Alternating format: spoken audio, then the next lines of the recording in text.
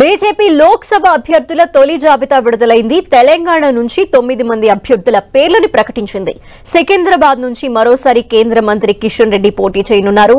కరీంనగర్ నుంచి కూడా మరోసారి బండి సంజయ్కి అవకాశం కల్పించింది. నిజామాబాద్ నుంచి సిట్టింగ్ ఎంపీ ధర్మపురి అరవింద్ కి మరోసారి ఛాన్స్ ఇచ్చింది బీజేపీ హైకమాండ్. ఇక మల్కాజ్గిరి నుంచి మాజీ మంత్రి ఈటెల రాజేందర్ కి అవకాశం ఇచ్చారు. జహీరాబాద్ నుంచి బీబీ పాటిల్, హైదరాబాద్ నుంచి మాధవీలత, నాగర్ కర్నూలు నుంచి పి భరత్, చేవెళ్ల నుంచి కొండ విశ్వేశ్వరరెడ్డి, భువనగిరి నుంచి బూర నర్సయ్య గౌడ్ పేర్లు ప్రకటించారు. ఇంకా 8 లోక్సభ స్థానాల్ని బీజేపీ పెండింగ్ లో పెట్టింది. దేశవ్యాప్తంగా మొత్తం 195 స్థానాలకు బీజేపీ అభ్యర్థుల్ని ప్రకటించింది. కాగా ఆదిలాబాద్ సిట్టింగ్ ఎంపీ సోయం బాపురావుకు మొదటి జాబితాలో చోటు దక్కలేదు. ఎల్లుండి ఆదిలాబాద్ కి నరేంద్ర మోదీ రానున్నారు. అయినా కూడా ఆ సీటుపై అధిష్టానం ఎటూ తేల్చలేదు. ఇక రకరకాల ఊహాగానాల మధ్య మల్కాజ్గిరి సీటుని ఈటెల రాజేందర్ దక్కించుకున్నారు. మల్కాజ్గిరి టికెట్ ని ఆశించిన సీనియర్ నేత మురళీధర్ రావు, మల్క కొమరయ్య, పన్నల హరీష్ రెడ్డికి భంగపాటు తప్పలేదు. మహబూబ్ నగర్ స్థానాన్ని కూడా బీజేపీ అధిష్టానం పెండింగ్ లో పెట్టింది. మహబూబ్ నగర్ సీటు కోసం డీకే అరుణ, జితేందర్ రెడ్డి, శాంతికుమార్ మధ్య తీవ్రమైన పోటీ ఉంది. అనూహ్యంగా పార్టీలో చేరిన వెంటనే బీబీ పాటిల్, పి భరత్లు టికెట్ ని దక్కించుకున్నారు. నాగర్ కర్నూలు సీటుని తన కుమారుడు భరత్ కి ఎంపీ పి రాములు ఇప్పించుకోవటం గమనార్హం. ఇక హైదరాబాద్ లో అసదుద్దీన్ ఓవైసీపై మాధవీలత బరిలో నిలవనున్నారు.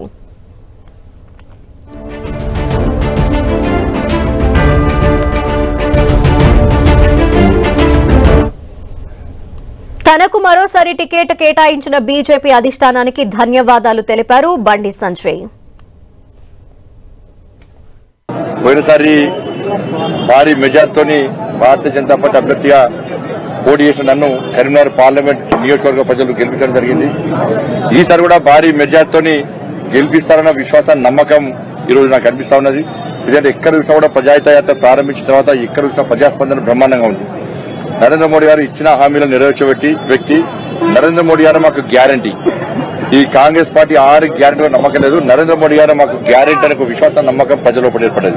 అయోధ్యలో రామమందిర నిర్మాణం కానీ, తెలంగాణ రాష్ట్రానికి కేంద్ర ప్రభుత్వం దాదాపు 10 లక్షల కోట్ల సాయం చేసిన విషయం కానీ, కరీంనగర్ పార్లమెంటు నియోజకవర్గానికి కేంద్ర ప్రభుత్వం చేసిన సాయం కానీ, పార్లమెంట్ నియోజకవర్గం గెలిచిన తర్వాత నేను చేసినటువంటి అభివృద్ది పనులు కానీ, ఇవన్నీ గుర్తించిన ప్రజలు ఎట్టి బస్సులో భారతీయ జనతా పార్టీ అభ్యర్థిగా నన్ను గెలిపించడానికి, నరేంద్ర మోడీ గారిని తిరిగి ప్రధానమంత్రి చేయడానికి సిద్దమై ఉన్నారు.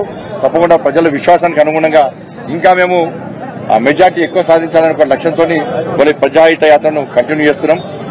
నన్ను పార్లమెంటు అభ్యర్థిగా ప్రకటించినటువంటి కేంద్ర నాయకత్వానికి హృదయపూర్వక కృతజ్ఞత తెలియజేస్తూ, వాళ్ళైతే విశ్వాసాన్ని, నమ్మకం ఉంచారో ఆ విశ్వాసాన్ని వమ్మియకుండా మా కార్యకర్తలందరూ కూడా నాకు అండగా ఉండని చెప్పి మేము కార్యకర్తలను కలిసి ప్రజల వద్ద వెళ్లడము, ప్రజల ఆశీర్వాదం పొందడము, తిరిగి నరేంద్ర మోడీ గారిని ముచ్చటగా 3వ సారి ప్రధానమంత్రి చేయడమే లక్ష్యంగా ముందుకు పోతాం.